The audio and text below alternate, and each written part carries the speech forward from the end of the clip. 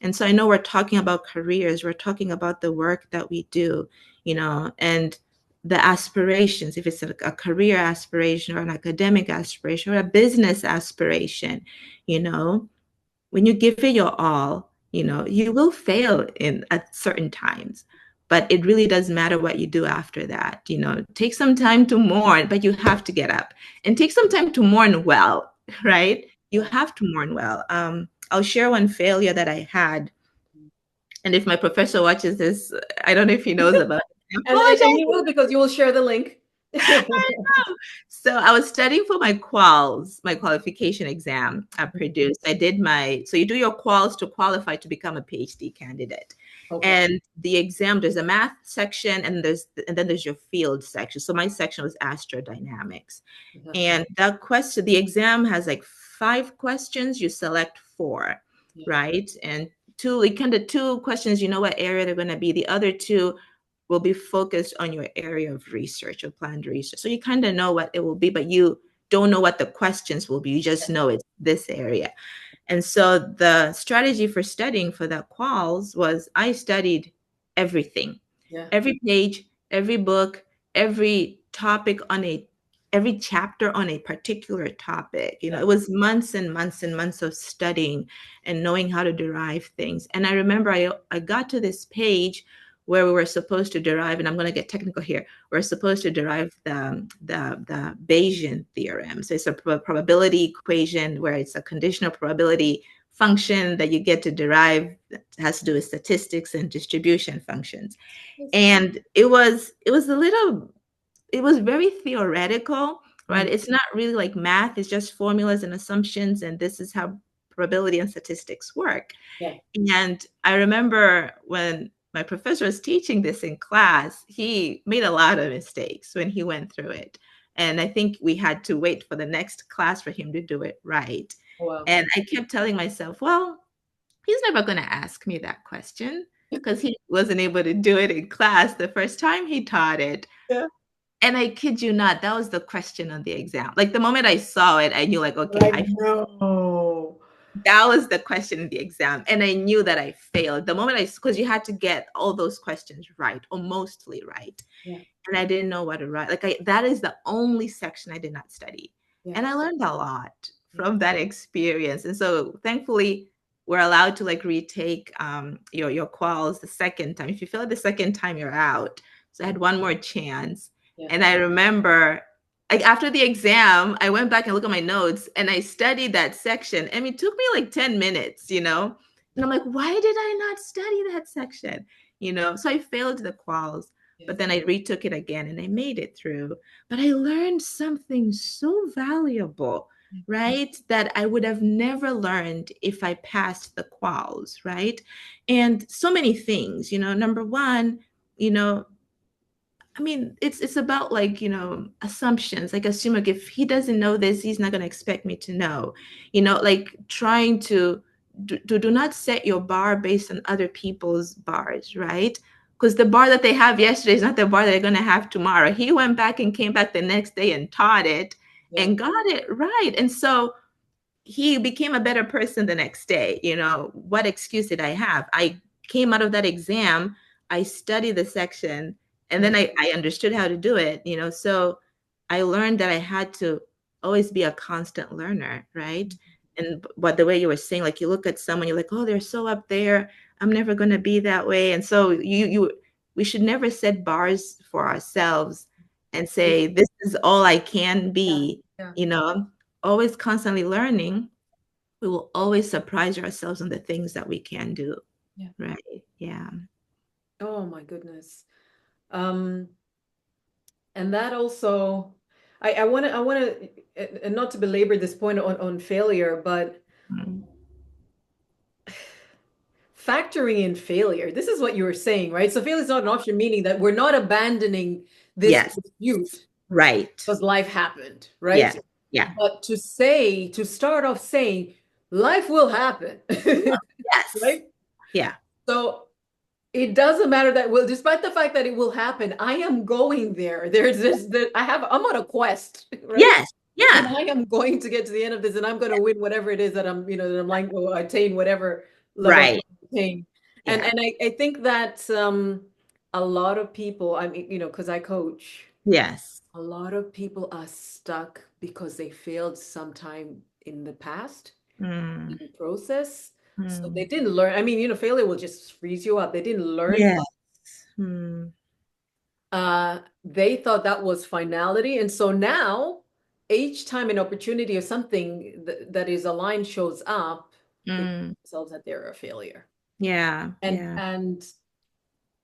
there's no amount of even trying to fake it that helps them, Mm. because they've assumed that identity, and Identity. they've allowed it to mark them. So Right. the reason why I'm still on this Yeah. is we need to understand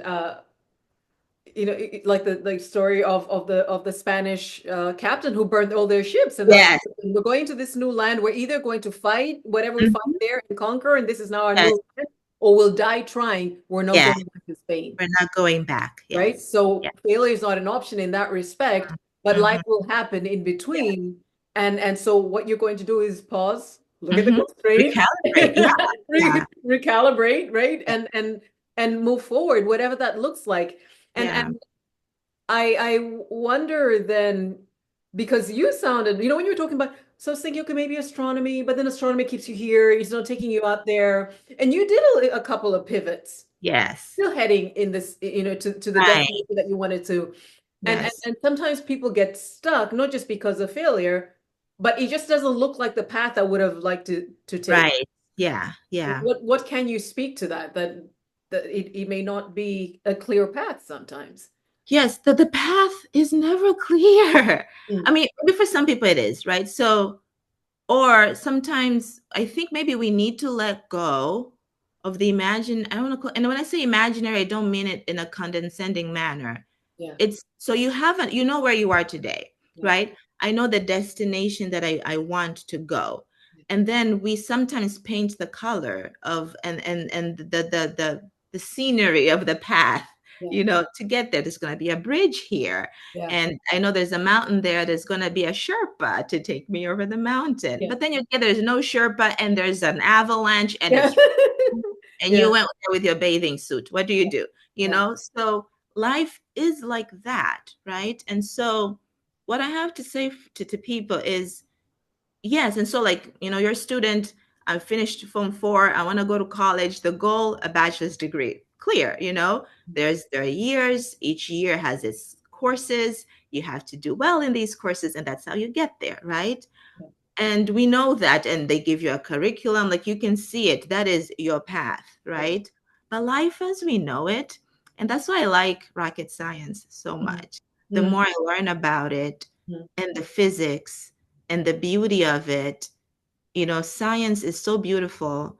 And it's beautiful that God gave us math to demonstrate science. mm, The beautiful thing about science is there's this topic called entropy, where the natural way of things is chaos, right? You mhm, need to put energy in a system for it to stay straight, but the mhm. nature is just chaos. Yes. And in space, there's so much chaos, there's so much perturbations. We know what they are, but it's chaotic, Mm, And so in life, going back to the topic about path, yeah. as a student, you have a goal, you have all these 4 years, but guess what? You are a human being, again, going back to like, who are you, as a person, you're a daughter, you're a son, you're a sibling, a mother, life comes at you. Yeah. And in your journey towards where you need to go, you're going to have perturbations, right? You're still going to have to take those courses, but Yeah. they're going to be perturbations, known perturbations and unknown perturbation no one has ever seen before, like COVID, right? Right. So what do? You need to know that that's you. I'm not saying sit in anticipation, knowing that something bad is going to happen. That's living in fear and Yeah. anxiety. Yeah. But know that something can happen, and if and when it happens, I know I have the tools to recalibrate and always know and identify what is my target. Yeah. And then you find a way to get over that, to keep getting to where you need to go, as long as you're moving forward. And so you always make decisions that help you to where you're going, which is forward, Yeah. right? And so You know, for the folks who've, you know, failed before, you're like, I'm not going to do that again. You know, take the time to mourn that. I feel like mourning is important, and grieving. Like when I filled my quals, you know, I felt very, um, I felt embarrassed, but I also felt, I mean, in looking back, I felt like I disrespected my professor, you know, making the assumption like, who he couldn't do that on the board. He's never going to ask that, you know. And so I felt embarrassed. He doesn't know, but if he watches it now, he'll know. But, you know, and so there was a lot of feelings and emotions and all of that. You have to deal with them, identify them, call them by name, do whatever. I always joke with my friends who were rooting for me. Like I felt like I was not in a valley, like in the valley, in the deepest point in the ocean, Mariana's Trench. Like I felt, oh Yeah. my gosh, you know. Yeah. But then I remember I cried, you know, because then there's a lot riding on it. You know, I was at that time the only Black woman doing the quals, you know, and then just the feeling of shame. But I knew I was good, you know, and this was just a hiccup. But the next day I woke up, I went to my lab. I sat with a professor. I had done some research work. I showed progress, like I'm still in it, Yeah. you know, and I stayed in the game. So it's about getting our head right. And, you know, the path, we know it's not going to be straight, but we have the resolve that we're going to get to where we want to go.